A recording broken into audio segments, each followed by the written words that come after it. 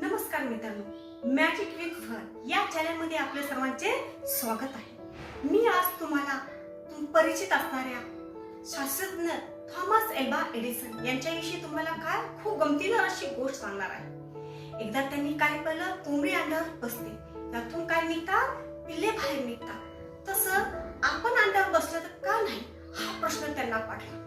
त्यांनी काय केलं, अंड्यावर बसले दिवसभर आणि त्यांच्या वजनाने अंड काय केले, सगळे फुटले। त्यांचं खूप असं नुकसान झालं, त्यामुळे त्यांच्या वडिलांनी त्यांना मारले। पण मित्रांनो, तुम्ही ह्या गोष्टीतून काय शिकला? तर की या गोष्टीतून आपण असं शिकलो की प्रत्येक गोष्टीचा काय करा, तुम्ही प्रयोग करत जा। साध्या साध्या गोष्टीतूनच प्रयोग केल्यानंतर तुम्हाला काय शिकायला मिळते।